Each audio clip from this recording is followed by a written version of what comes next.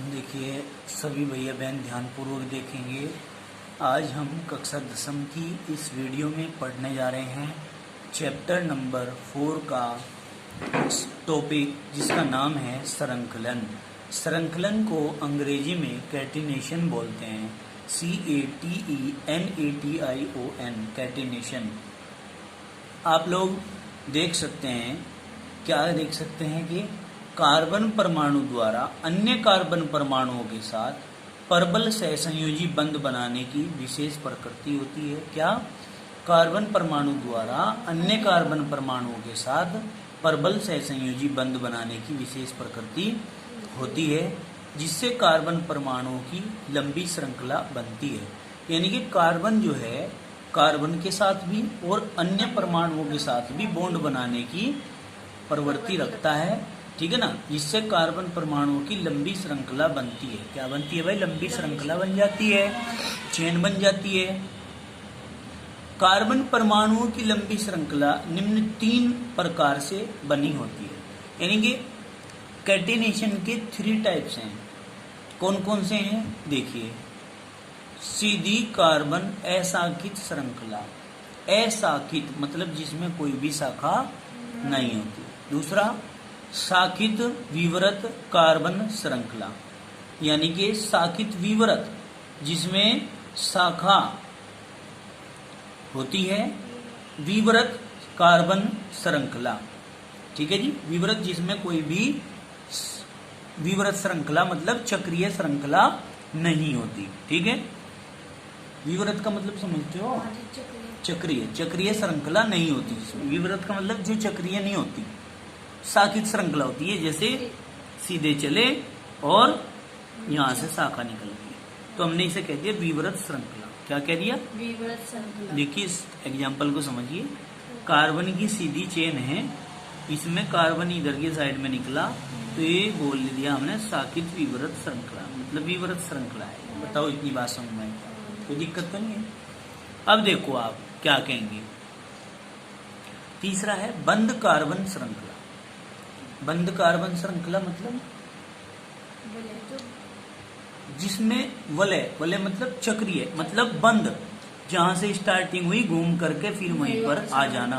Carbon की ऐसी श्रृंखला जहां से स्टार्टिंग हो रही है, घूम करके फिर वहीं पर आ जाता है। देखो कैसे। देखिए सबसे पहला टाइप है ये कार्बन की अशाखित श्रृंखला है, सीधी श्रृंखला है ये। दूसरी, सीधी श्रृंखला में चलते चलते शाखा निकल गई, इसमें तो शाखा नहीं थी, ये तो सीधी श्रृंखला थी, तो इसे अशाखित, ए माने अनुपस्थित, शाखित माने शाखा, मतलब जिसमें शाखा अनुपस्थित होती है, ऐसी विवरत श्रृंखला। विवरत मतलब क्लोज नहीं है, चल के बंद नहीं होने की, आगे चल के वो जुड़ने की नहीं, वहीं पर समझ में आई बात, सीधी चलती रहेगी, विवरत श्रृंखला बोलते हैं।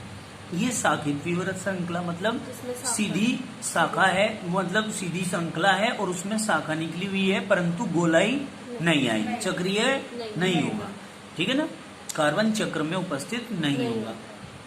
थर्ड पॉइंट पर आते हैं, सव्रत श्रृंखला। स माने सहित, व्रत माने व्रत, मतलब गोले सहित, यानी कि ऐसी श्रृंखला जिसमें गोलाई आ जाए, जहां से स्टार्टिंग करी कार्बन से फिर वापस वहीं आ जाता है घूम करके। तो इस प्रकार की श्रृंखला, या आप इस तरह भी इसको दिखा सकते हैं, जिसको कहते हैं वलय, चक्रीय बोलते हैं।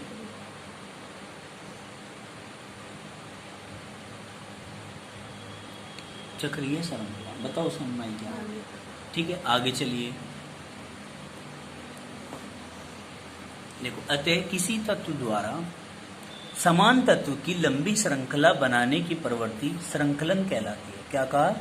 अतः किसी तत्व द्वारा समान तत्व की लंबी श्रृंखला बनाने की प्रवृत्ति संकलन कहलाती है। समान तत्व की, जैसे हमने अभी पढ़ा है कि कार्बन ही होना चाहिए, carbon carbon carbon carbon carbon, ठीक है, कार्बन की ही होनी चाहिए। लंबी श्रृंखला बनाने की जो प्रवृत्ति होती है, एक तत्व की लंबी श्रृंखला बनाने की जो प्रवृत्ति होती है, उसको कहते हैं संकलन, उसको कहते हैं कैटिनेशन। समझ में आई बात? कार्बन में सबसे ज्यादा ये पावर जो होती है वो कार्बन के ही अंदर होती है बेटे, इसीलिए कार्बन के सबसे ज्यादा कंपाउंड हैं, कार्बन के सबसे ज्यादा यौगिक हैं। समझिए। आगे देखिए, चतुः संयोजकता तथा संकलन गुण के कारण ही कार्बन यौगिकों की संख्या लगभग 3 मिलियन है। कितनी है? 3 मिलियन है। बताओ इतनी बात समझ में आई क्या? जो अन्य सभी तत्वों के यौगिकों से बहुत अधिक है। हम स्वयं भी कार्बनिक यौगिकों से बने हुए हैं। देखो बेटे ये बात बताई यहाँ पर जो हमने अभी अभी तुम्हें बताई थी कि अतः किसी तत्व द्वारा समान तत्व की लंबी श्रृंखला बनाने की जो प्रवृत्ति होती है उसको तो हम श्रृंखलन कह देते हैं। चतुः संयोजकता मतलब 4 संयोजकता। 4 संयोजकता क्यों? क्योंकि कार्बन के वैलेंसी सेल में 4 इलेक्ट्रॉन प्रेजेंट होते हैं तथा श्रृंखलन गुण के कारण ही, आगे समझ में, श्रृंखलन गुण के कारण ही, श्रृंखला बनाने के गुण के कारण ही कार्बन यौगिकों की संख्या लगभग 3 मिलियन है। कितनी है? 3 मिलियन है, जो अन्य सभी तत्वों के यौगिकों से बहुत अधिक है। ठीक है भाई, अन्य सभी यौगिकों के तत्वों से बहुत अधिक है। हम स्वयं भी कार्बनिक यौगिकों से बने हैं। अपने आप भी हम किससे बने हुए हैं? कार्बनिक यौगिकों से बने हुए। अब देखिए बी पॉइंट, एक कार्बन परमाणु अन्य कार्बन परमाणुओं से, क्या एक कार्बन परमाणु अन्य कार्बन परमाणुओं से, या सुनिए बात, अन्य कार्बन परमाणु जैसे ऑक्सीजन से, क्लोरीन से, सल्फर से, नाइट्रोजन से, फास्फोरस से, ठीक है, या अन्य तत्वों जैसे hydrogen, sulphur, oxygen, nitrogen, phosphorus आदि के साथ सिंगल बॉन्ड, डबल बॉन्ड या ट्रिपल बॉन्ड द्वारा जुड़े हो सकते हैं। समझ में आई बात? उनके द्वारा जुड़े हो सकते हैं। आगे समझ में कोई दिक्कत तो नहीं है? अब क्या कहेंगे बेटे, यानी कि कार्बन जो है हाइड्रोजन के साथ सिंगल बॉन्ड के द्वारा, कार्बन सल्फर के साथ डबल बॉन्ड द्वारा, कार्बन ऑक्सीजन के साथ डबल बॉन्ड द्वारा, कार्बन नाइट्रोजन के साथ ट्रिपल बॉन्ड द्वारा इस तरीके से जुड़ा हुआ होता है। क्लियर होगी बात? कार्बन कार्बन बंध बहुत प्रबल तथा अस्थायी होते हैं। कार्बन कार्बन के बीच में जो बॉन्ड बने हुए होते हैं वो बहुत ही ज्यादा मजबूत होते हैं, स्टेबल होते हैं, ठीक है ना, उनकी पावर ज्यादा होती है और बॉन्ड की अपेक्षा, औरों के बीच में जो बॉन्ड बनते हैं। आगे सुनिए, हाँ अब देखिए, कार्बन द्वारा अन्य तत्वों के साथ बनाए गए बंध प्रबल होते हैं। क्या? कार्बन द्वारा अन्य तत्वों के साथ बनाए गए बंध जो होते हैं वो प्रबल होते हैं। कैसे होते हैं भाई? प्रबल होते हैं। समझ में आ गई बात? कोई दिक्कत तो नहीं है? क्या कहा? कार्बन द्वारा अन्य तत्वों के साथ बनाए गए बंध प्रबल होते हैं। तो अन्य तत्वों के साथ भी जो बंध बनाता है वो भी क्या होते हैं? प्रबल होते हैं। इसका मतलब पावर किसके पास है? पावर कार्बन के पास है, वही मजबूत बंध बना सकता है। समझ में आई बात? अब देखिए बेटे, कार्बन द्वारा प्रबल बंध बनाने का कारण इसका छोटा आकार भी है। क्या? क्योंकि कार्बन का जो साइज होता है वो छोटा होता है, जिसके कारण साझे के इलेक्ट्रॉन युग्मों को नाभिक मजबूती से पकड़े रहता है। जो साझे के इलेक्ट्रॉन युग्म होते हैं उन्हें नाभिक क्या करके रखता है भाई? मजबूती से पकड़ के रखता है। बताओ इतनी बात समझ में आई क्या?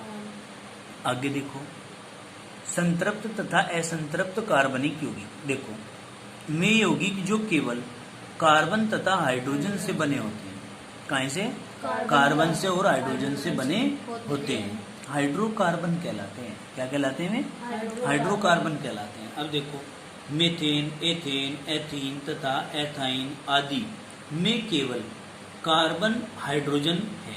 इन सब में क्या है भाई? कार्बन और हाइड्रोजन है। ये 2 प्रकार के होते हैं। सुनो दोबारा से बात को, संतृप्त तथा असंतृप्त हाइड्रोकार्बन पढ़ रहे बेटे। मैं अब आपको थोड़ा सा समझा के चलता हूँ। संतृप्त कौन होता है? देखिए,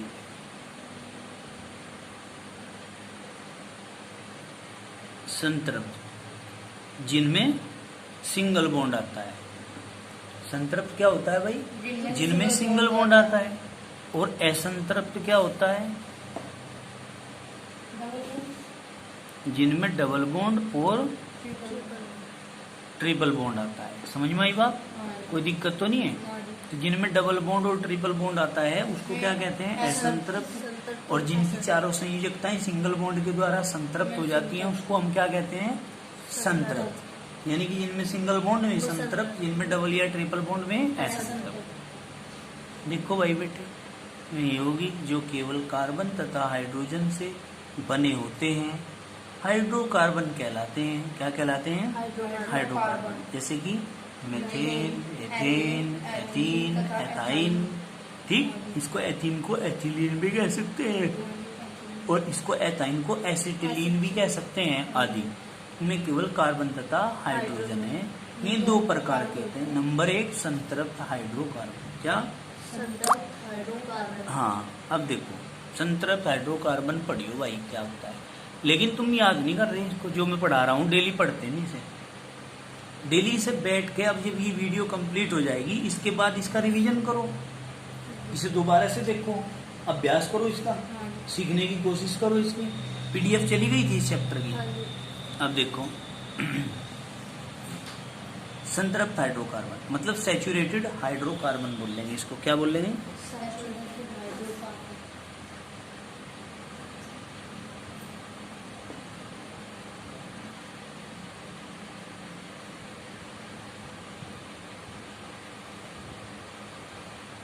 सैचुरेटेड हाइड्रोकार्बन। देखो भाई, ऐसे हाइड्रोकार्बन जिनमें प्रत्येक कार्बन परमाणु की चारों संयोजकताएं। क्या? ऐसे हाइड्रोकार्बन जिनमें प्रत्येक कार्बन परमाणु की चारों संयोजकताएं केवल एकल आबंध द्वारा संतुष्ट होती हैं। काहे के द्वारा भाई? सिंगल बॉन्ड के द्वारा संतुष्ट होती हैं, संतृप्त हाइड्रोकार्बन कहलाते हैं। क्या? संतृप्त हाइड्रोकार्बन कहलाते हैं। बताओ इतनी बात समझ में आई क्या? कोई दिक्कत तो नहीं है? क्या कहा हमने? ऐसे हाइड्रोकार्बन जिनमें प्रत्येक कार्बन परमाणु की चारों संयोजकताएं केवल सिंगल बॉन्ड के द्वारा संतुष्ट होती हैं, संतृप्त हाइड्रोकार्बन कहलाते हैं। क्या कहलाते हैं? संतृप्त हाइड्रोकार्बन कहलाते हैं। इन्हें एल्केन या पैराफिन भी कहा जा सकता है। क्या कहा जा सकता है? एल्केन या पैराफिन। पैराफिन होता है मोम। क्या? मोम जैसे। मोम तो देखा है आपने, मोम जैसे। इन्हें एल्केन भी कह सकते हैं या भाई पैराफिन भी कहा जा सकता है। एल्केन का जो सामान्य सूत्र होता है वो CnH2n+2 होता है, जहाँ N जो है वो कार्बन परमाणुओं की संख्या है। N क्या होती है? कार्बन परमाणुओं की संख्या। अब हम कहेंगे मीथेन, एथेन, प्रोपेन आदि, इन सब में सिंगल बॉन्ड आ रहा है। सिंगल बॉन्ड आ रहा है तो इसलिए संतृप्त हाइड्रोकार्बन है। देखिए कैसे, ये CH4 1 2 3 4 4 बॉन्ड है, 4 सिंगल बॉन्ड है। कंप्लीट हो गया, मीथेन बन गई। अब ये है C2H6। क्या है?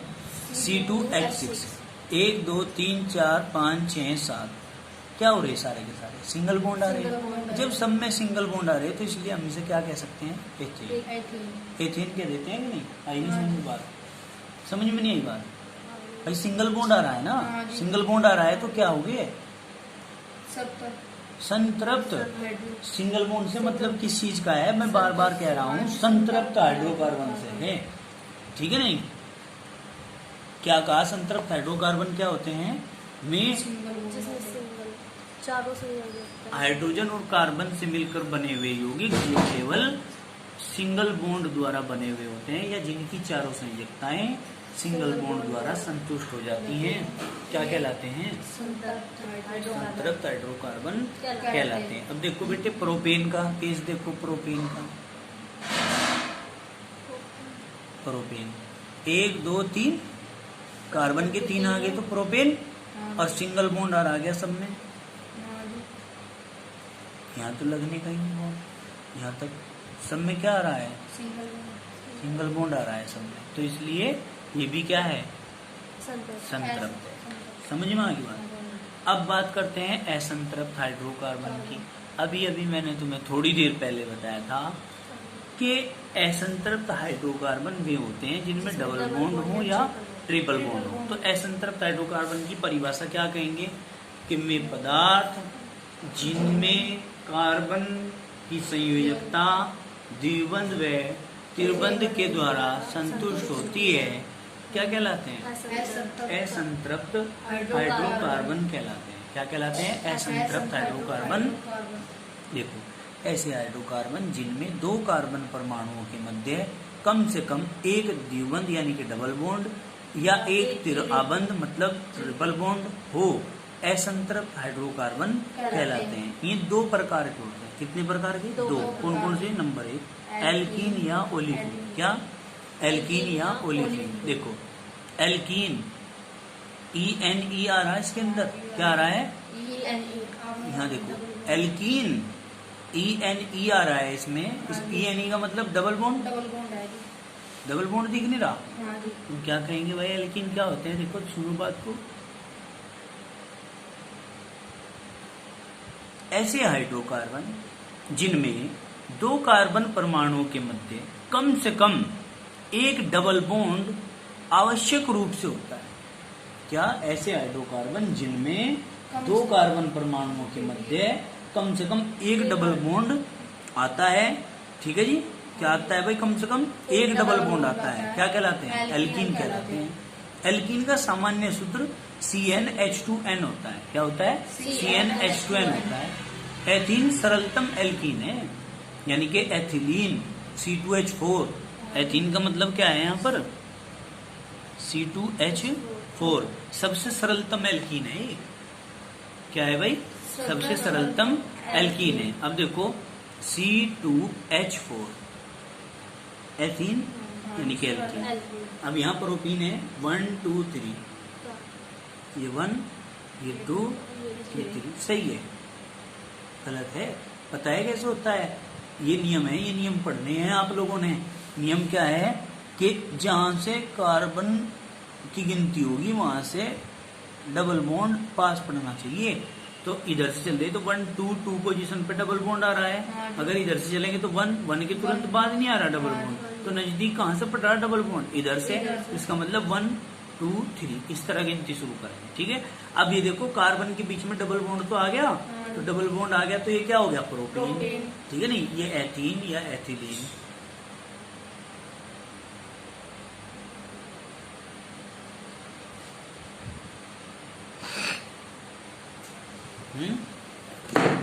और एक बात और कह देना चाहते हैं हम सभी भैया बहनों से, इस जितने भी हमारे पास भैया बहन पढ़ते हैं वो सभी के सभी अपने आधार कार्ड को अपने बोर्ड के डॉक्यूमेंट के अंदर जो आपका नाम है, पिता का नाम है, माता का नाम है, जन्म तिथि है और मोबाइल नंबर है, वे चीजें अपनी ऐड करवा लें अपने आधार कार्ड में।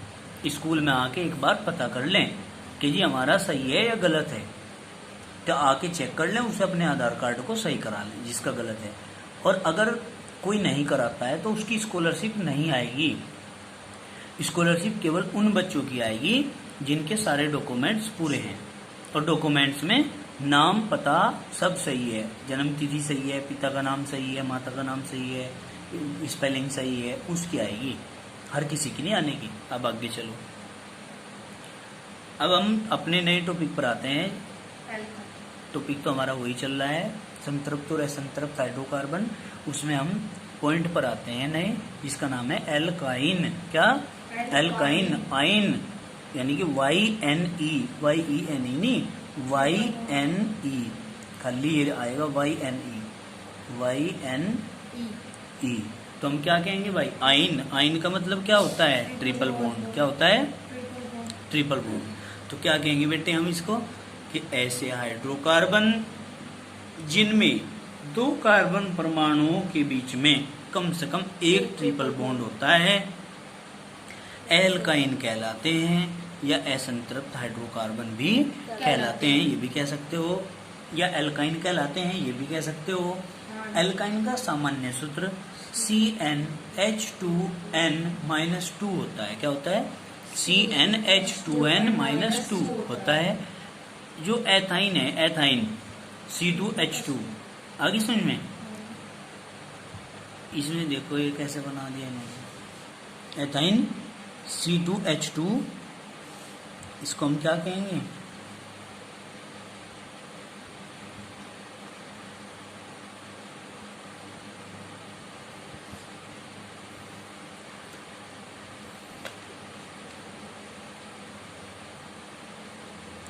ये hydrogen carbon triple bond carbon single bond hydrogen, ये है एथाइन का, ये है सरलतम एल्काइन। सरलतम क्या है? ये एल्काइन। क्लियर होगी बात? ये क्या है? सरलतम एल्काइन। एल्काइन। अब आगे चलो, देखो ध्यान से, hydrogen carbon triple bond, carbon single bond hydrogen, ये भी तो एथाइन ही है, आइन आ रहा है इसमें ट्रिपल बॉन्ड के लिए। अब इसको आप यदि प्रोपाइन का फॉर्मूला बनाएं तो क्या कर सकते हैं?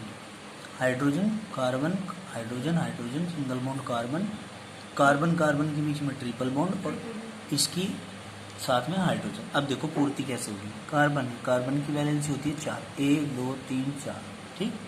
इस कार्बन की 4 पूरी होगी, इस कार्बन की 4 पूरी करें तो 1 2 3 4 पूरे हो गए, इस कार्बन की पूरे करें तो 1 2 3 और 1 4, समझ गए? तो इस प्रकार से हम क्या कर सकते हैं, देख सकते हैं कि कार्बन की वैलेंसी पूरी हो रही है। अब देखिए यहाँ पर क्या कहेंगे, असंतृप्त हाइड्रोकार्बन संतृप्त हाइड्रोकार्बन की तुलना में अधिक क्रियाशील होते हैं। क्या? यानी कि डबल बॉन्ड और ट्रिपल बॉन्ड वाले जो यौगिक हैं वो सिंगल बॉन्ड वाले यौगिकों की तुलना में अधिक क्रियाशील होंगे। ठीक है भाई, कोई दिक्कत तो नहीं है?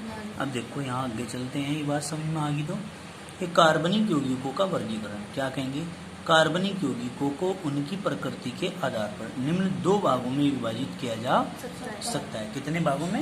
निम्न 2 भागों में विभाजित किया जा सकता है। नंबर 1 श्रृंखला की प्रकृति के आधार पर, नंबर 2 क्रियात्मक समूह के आधार पर। क्या? श्रृंखला की प्रकृति के आधार पर, नंबर 2 क्रियात्मक समूह के आधार पर। बताओ समझ में आएगा? कोई दिक्कत तो नहीं है?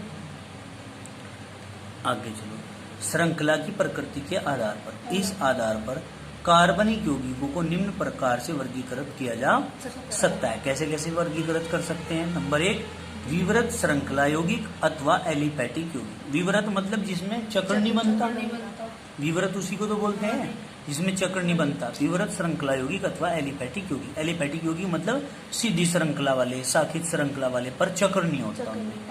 दूसरा सवर्ण श्रृंखला यौगिक अथवा चक्रीय यौगिक, यानी कि जिसमें घूम करके हम वहीं आ जाते हैं जहाँ से चले थे। ठीक है, हाँ, उसको कहते हैं चक्रीय यौगिक। तो आज के लिए इतना ही काफी, बाकी करेंगे कल।